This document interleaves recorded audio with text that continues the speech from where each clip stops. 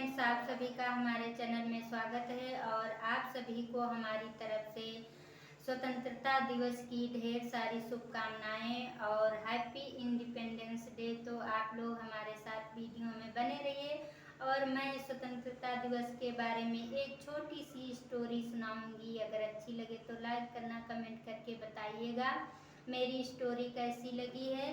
तो आप लोग हमारे साथ वीडियो में अंत तक बने रहना। हमारे देश भारत को बहुत पहले सोने की चिड़िया कहा जाता, बहुत पहले क्या आज भी लोग सोने की चिड़िया कहते हैं। और हमारा देश बहुत ही अमीर था और हमारे देश के लोग अच्छे अच्छे कारखाने और अच्छी अच्छी चीज़ों को बनाकर तैयार करते थे, वो अन्य देशों में बेच देते थे। अन्य देश के लोग इतना जागरूक नहीं थे, लेकिन हमारे देश के लोग बहुत ही जागरूक थे, हर कोई काम कर लेते थे। पहली बात तो खेती बाड़ी करना हमारे देश में तो एक आम लोगों का काम था। और ये जो हमारे यहाँ की मिट्टी है, इस मिट्टी की तरह अन्य देशों की मिट्टी भी नहीं होती है, तो इसलिए इस मिट्टी को सोने की चिड़िया भी कहा जाता था।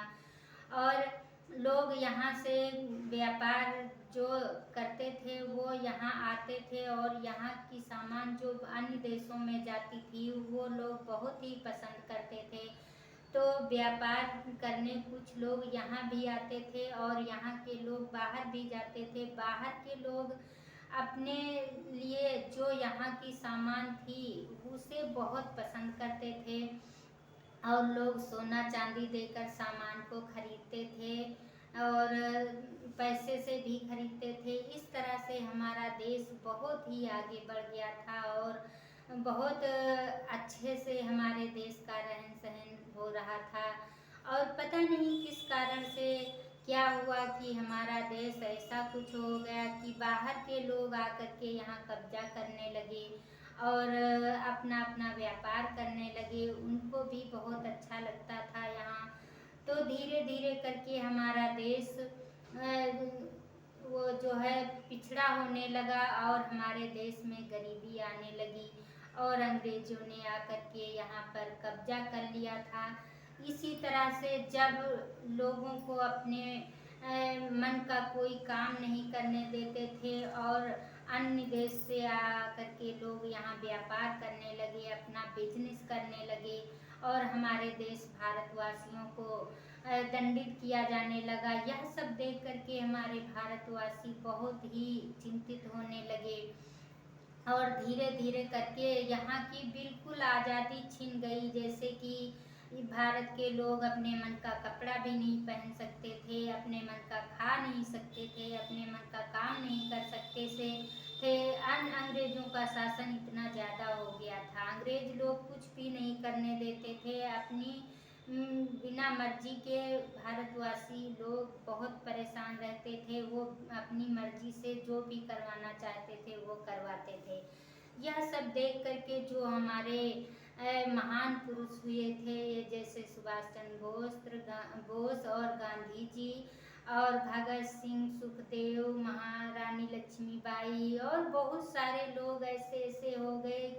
तो ये लोग आज़ादी के लिए क्रांति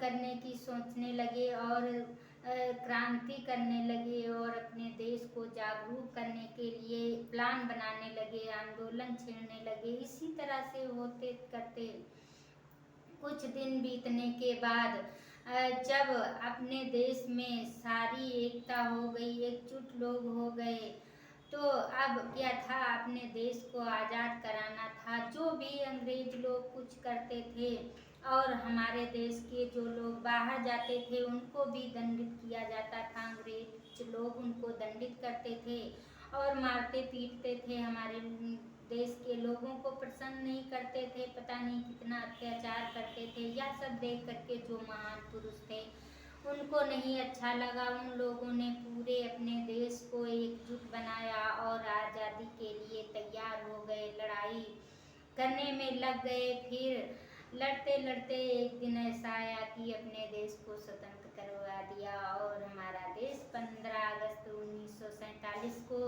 स्वतंत्र हो गया। हमारे देश में पहले फिर माहौल हो गया, अपनी अपनी मर्जी से लोग अपना काम करने लगे, अपने मन का खाने लगे, पहनने लगे और अंग्रेजों को मार पीट कर यहाँ से भगा दिया और अपने देश को आज़ाद कर लिया।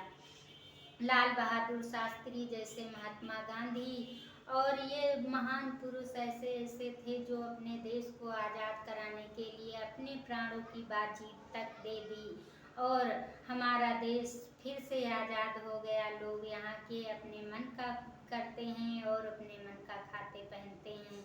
हमारे देश की तरह कोई भी देश जागरूक नहीं है। हमारे देश में ही ऐसे ऐसे लोग हैं जो सब कुछ कर सकते हैं और अपने देश को क्या आज़ाद करवाने के लिए क्या नहीं किया है, अपने प्राणों की बाजी तक लगाई है। पता नहीं कितने लोगों की जानें गई हैं।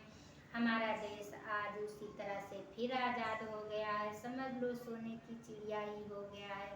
तो हम अपने देश को कभी भी छीनने नहीं देंगे। इस देश के लिए मरना और लड़ना और कुछ भी करना पड़े, लेकिन हम अपने देश को कभी भी अन्य देशों के हाथ में नहीं जाने देंगे। तो आज की स्टोरी मेरी कैसी लगी आप लोग कमेंट करके ज़रूर बताएंगे और तब तक के लिए जय हिंद, जय भारत, वंदे मातरम।